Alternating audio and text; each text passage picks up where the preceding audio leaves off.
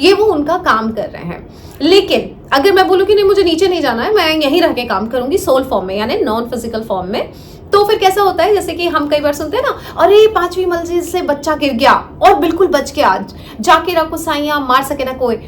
हमको ऐसा लगता है 5वीं मंजिल से बच्चा गिरा जमीन पे, लेकिन आपको क्या पता उस जैसे ही वो गिर रहा था उसके नीचे 2 हाथ आ गए थे जो हम नहीं देख पाए थे, वो नॉन फिजिकल सोल के थे। Whatever you see, whatever you say, whatever you think, you attract. That is law of attraction.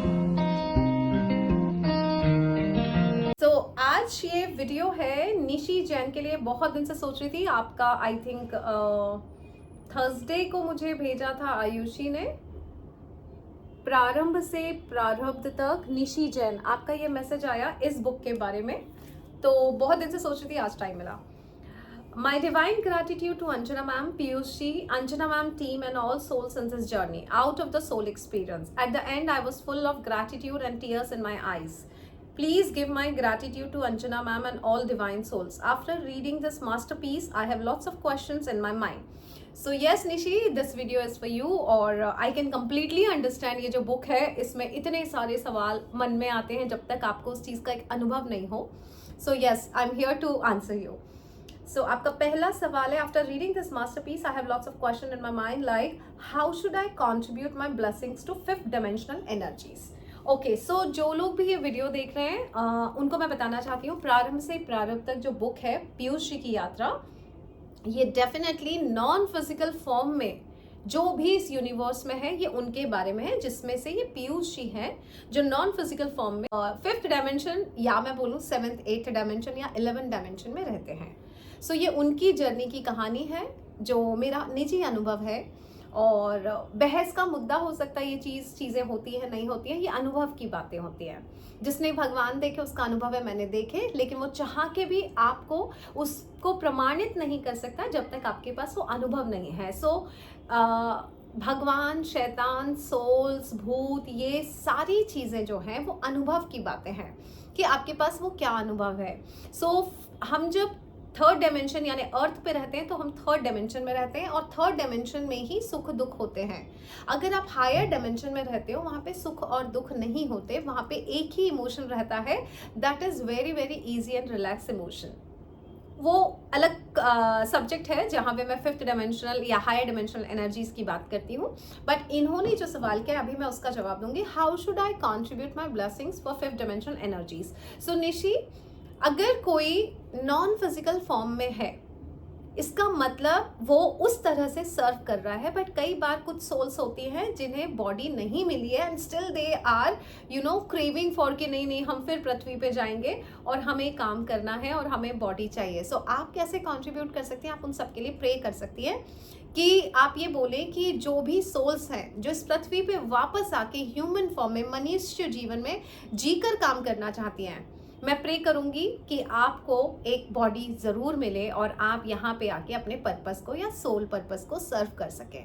ये प्रेयर करके आप 5th और हायर डायमेंशनल एनर्जीज को कंट्रीब्यूट कर सकती हैं और उन्हें ब्लेस कर सकती हैं।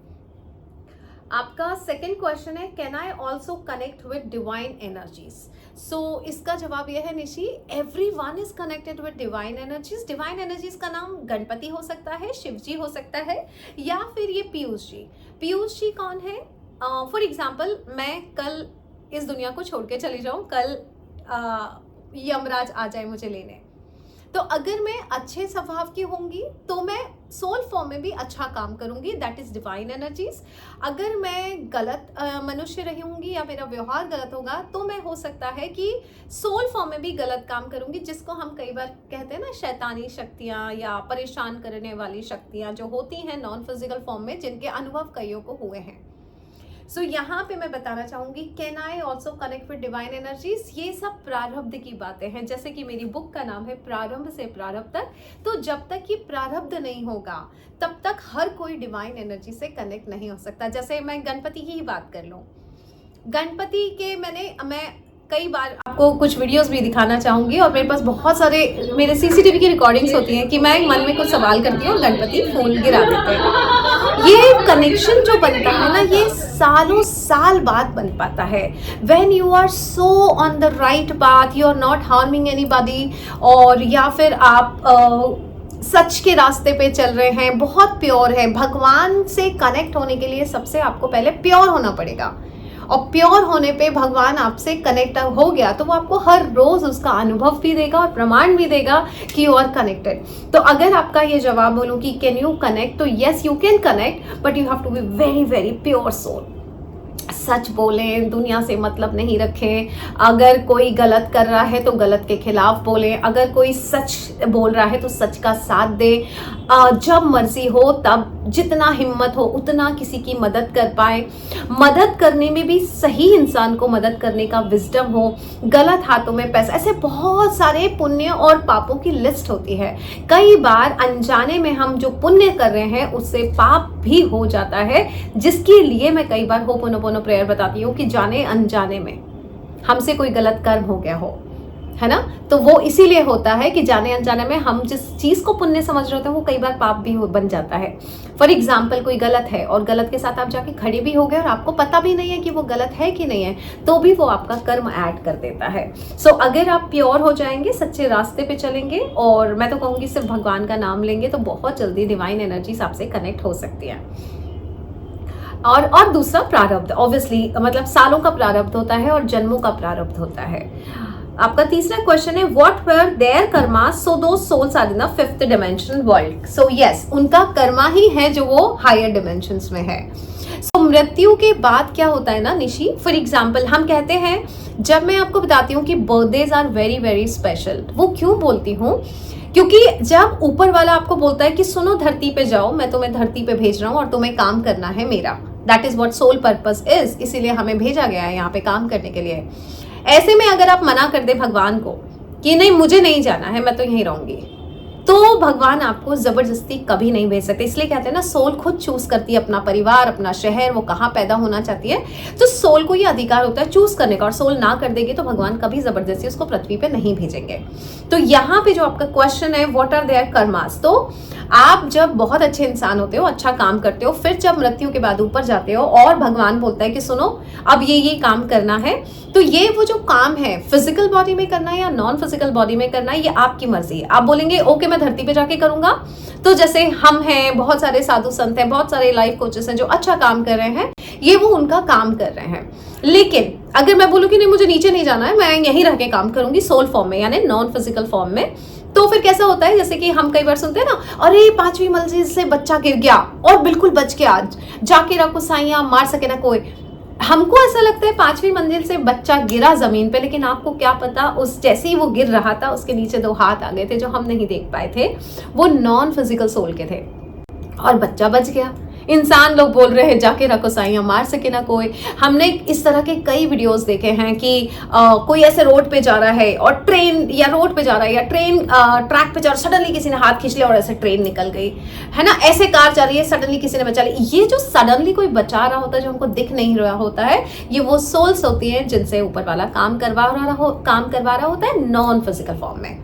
तो क्या कर्मास हैं इनके, वो नॉन फिजिकल फॉर्म में वो ये काम कर रहे होते हैं अच्छे, तो यही उनके कर्मास होते हैं। एंड जिस वजह से वो उनकी मर्जी होती है कि वो 5th डायमेंशन में, हायर डायमेंशन में रहे या 3rd डायमेंशन में आके पृथ्वी पे काम करें। सो या this is all karmas. 4th question है आपका, after death all souls go in this 5th dimension world और some specific souls only.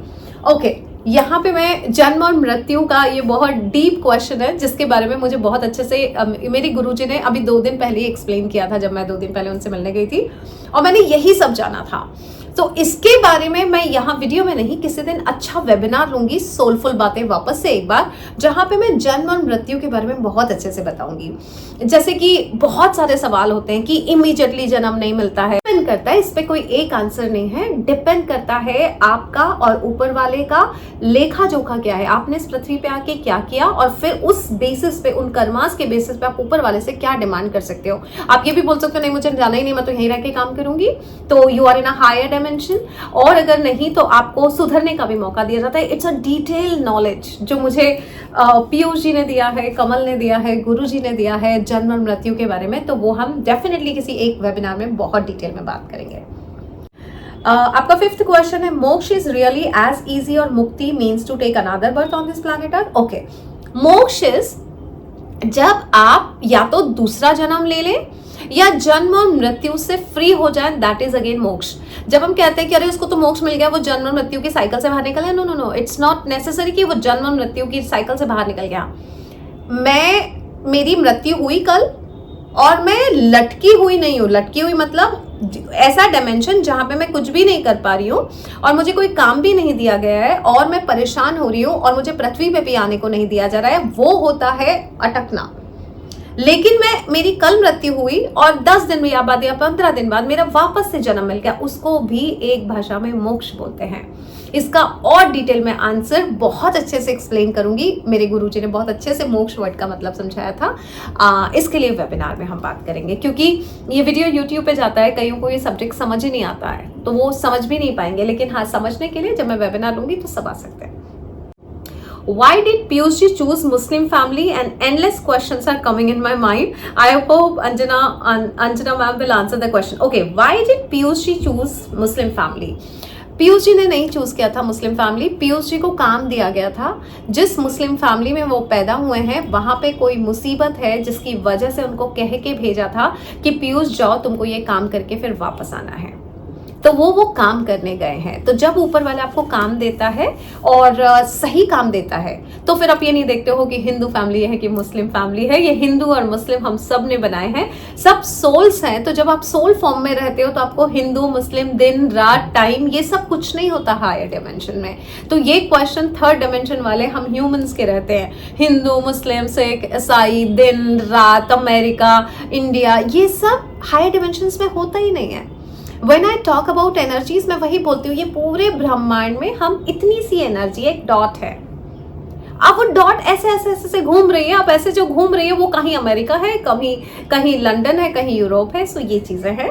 So I hope मैं आपका आंसर दे पाई। और दूसरी चीज, अभी जैसे मेरी मम्मी है, तो मम्मी आसाम में पैदा हुई हैं, मतलब नाम, सरनेम, उनकी मम्मी का नाम, उनके पिता का नाम, हमारे पास सब आ गया है कि मम्मी कहाँ पैदा हुई हैं।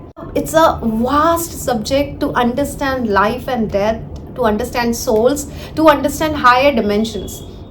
3rd डायमेंशन के ऊपर जितने भी डायमेंशन हैं, 3rd डायमेंशन ही वो डायमेंशन है जहाँ पे हर तरह के नेगेटिव इमोशन आपके पास होते हैं, दुख और दर्द होते हैं। और अगर आपके जीवन में कोई दुख दर्द नहीं है, इसका मतलब आप 3rd डायमेंशन में हो ही नहीं। जैसे कि मैं कहती हूँ हमेशा, मैं 5th डायमेंशन और हायर डायमेंशन में रहती हूँ, क्योंकि मुझे फर्क नहीं पड़ता, कुछ भी हो जाए मुझे कोई दुखी नहीं कर सकता।